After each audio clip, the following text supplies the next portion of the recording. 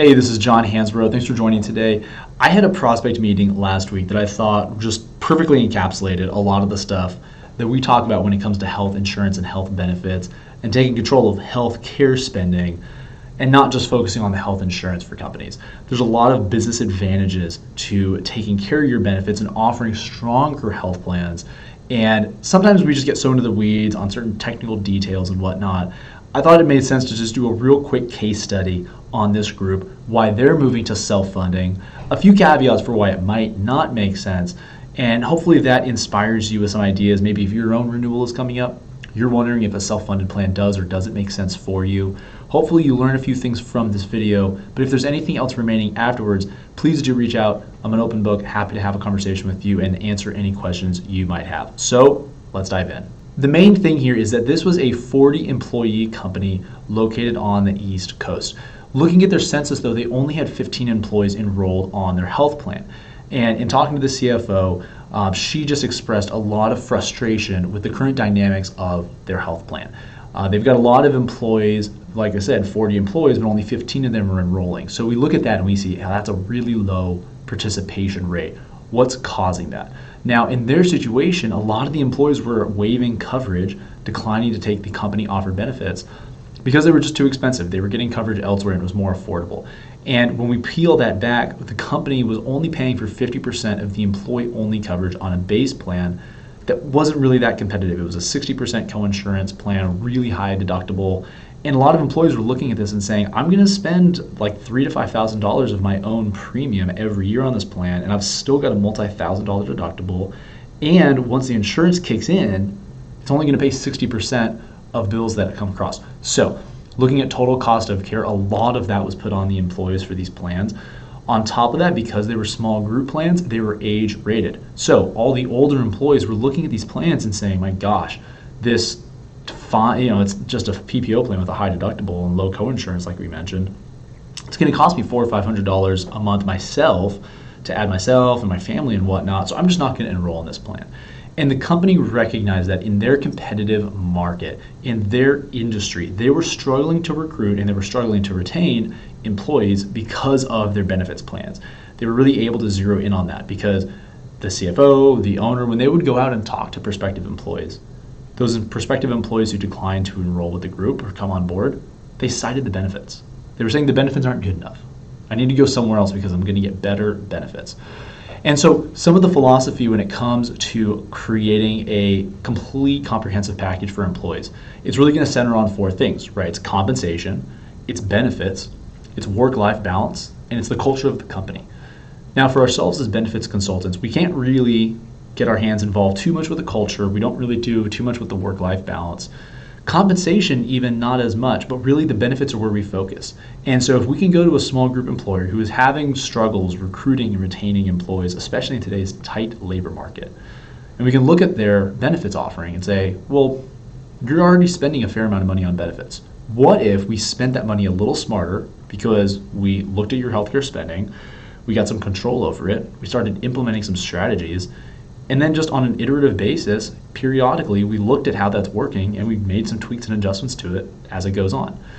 A lot of companies start to realize that that becomes a competitive advantage in today's labor market. And this company was no different. In fact, talking to the owner of the company, it was as if I was talking to someone who was just writing marketing copy for a lot of the vendors out there in the healthcare space right now, because he was saying things like, we can't recruit in today's labor market with bad benefits. We're struggling to retain employees because they don't value our benefits programs. And if we don't improve our benefits offering, we're not going to be in business in 5 years. And I'm hearing that, right, as the consultant, as the salesperson on this plan. And I'm thinking, this is ridiculous. You're saying stuff that's just coming off of a PDF flyer that I got from a vendor, someone out there who's just trying to guess what it is an owner of a company might be saying. But he was literally saying that. He's saying those words he was saying that word for word and expressing a frustration with what the benefits plan is and is not doing for his own company. And so that really led us to realizing that we needed to take an approach that we improved benefits for this company because they just weren't going to be around any longer if we don't fix it. And so another thing that we looked at is because this group is in age-rated premiums, they're a small group, they're under 50 employees, which in their state subjects them to small group rating. It means that they're paying the same rate that every other company under that 50 employee mark is going to pay. So think about it this way. They are trying to be an A student, right? They've got a very young, healthy population.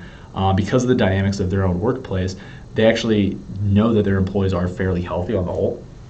And I realized to them, I expressed this to them, they're like A students who are working on a group project with a bunch of C students. Because most companies out there aren't too involved in the healthcare of their employees. They just pay the premium for a health insurance policy. Every year when the renewal comes up, they just accept the 4 to 12% renewal increase, and they don't really think about it. Conversely, this group was a little bit more invested in their employees' health. If that's the case, why are they subsidizing these other groups who don't give a crap about their benefits? They don't give a crap about managing the health of their employees. It's just not a priority for them. So if you're going to be that A student, you should work with other A students. You should get some alignment with other groups that you're sharing risk with, that you're transferring risk with. It makes way more sense to take that kind of approach to your benefits. So instead of spending thousands of dollars every month on health insurance that is hard for employees to use, as we aforementioned, there was a lot, high deductibles, low co-insurance and whatnot. Let's instead spend healthcare dollars on things that matter to them. That's beefing up and offering a really strong virtual health program. It might mean taking the savings from the health plan and creating a better match in the 401k plan. It might be some kind of specialized disability plan. There's a lot of things we can do where we look at the total benefit spend, and if we spend it a little smarter, not more, but just in a smarter way, we can get a lot greater return from that benefit spending by redistributing those dollars in much more transparent and cost-effective ways that have a higher ROI. So that was a key thing that this group started to realize, is that if they started investing their healthcare dollars instead of spending health insurance premiums, they could get more out of the plan.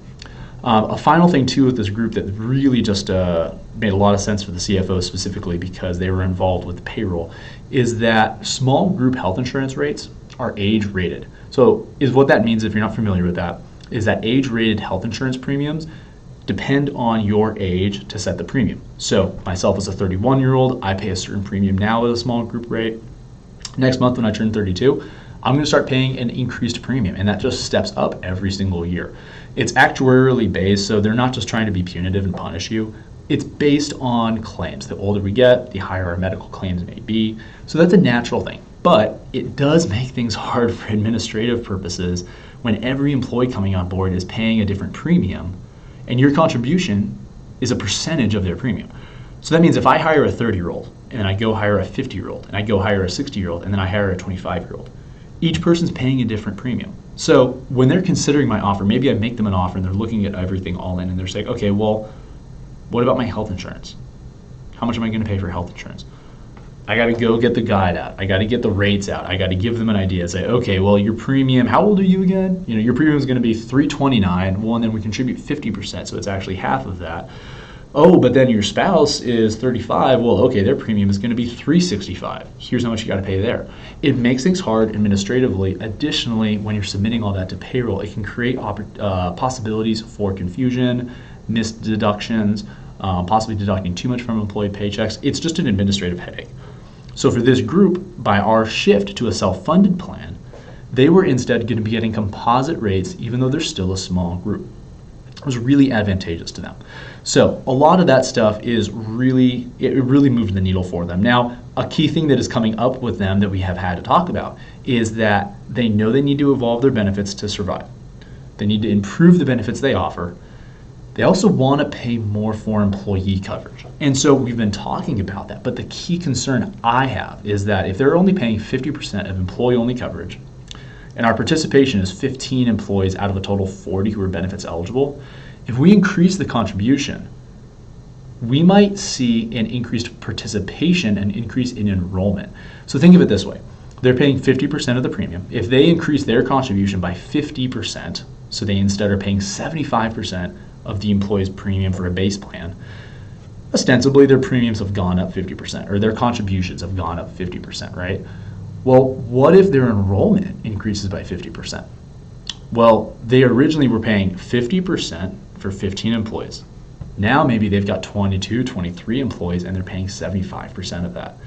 That's a pretty significant jump in their total contributions. In fact, it almost doubles how much they're spending on their health plan. Now, if they're viewing this as an asset, if they're viewing this as an investment for the business, it makes sense to strongly consider that, and they are. But it's something to keep in mind. It's no free lunch. You really need to understand what might happen by changing the dynamics with your contributions to an employee health plan. Again, because it's self-funded, is really they're booking the money themselves for future claims and administrative costs. So it functions a little bit differently than a fully insured health insurance premium will. If I'm paying my $500 a month for health insurance premiums, if I go see the doctor, if I don't, it doesn't really matter. That money is paid out to the health insurance carrier. They're holding on to it. It's just going to a big pool of money that is used to pay claims and administrative expenses. So while a self-funded health plan doesn't guarantee anything in terms of savings, it does give us an opportunity to win with that health plan. It allows us to make investments. It allows us to generate an ROI from our healthcare spending. It allows us to know with certainty on data and transparency how we can move the needle for an organization. It enables a company to turn an expense into an asset in recruiting and retaining the talent they need, especially in today's tight labor market where they might not be able to offer more in cash compensation. Well, we can improve your benefits all at a lower cost. Is that going to help you go out into the market and compete for the people that you need? Additionally, we are also seeing some projection on savings over time. Again, that's not guaranteed and it'll depend on the group, but all in all, at every single one of our renewals right now, we are showing a self-funded proposal to a group so they at least see how it works and we have that conversation. Because if we talk about health care and how to improve health care spending for employees and employers, that gives companies a chance to win in a number of ways as we outlined. If we're just going to go talk about health insurance and their renewal and how to manage the increase a little bit less, that's not a winning formula long term. We're looking to align with employers who are interested in investing in themselves and their workforce over time because it's fun to have those conversations. It's meaningful to them. It moves the needle for those companies. And hopefully this gave you some ideas, if you're that kind of organization, on how to move the needle for your own team. But if you have any questions, take a look at some of the info I'm going to drop in the video description. Hit subscribe, follow for more videos, and then reach out if you've got any questions about how to apply this to your own organization. Really excited about sharing some healthcare savings opportunities with everyone, continuing to share information and knowledge on this stuff. I think it's the key thing. Healthcare innovation is already out there. We're just needing to work on marketing it, getting it out there, explaining it to people, because all these things that we're talking about, they're not new. They've been around for decades. We're just needing to apply it to the 21st century and the 2020s and beyond. I'm excited to share more with you. Follow, and we'll talk soon. Have a good one.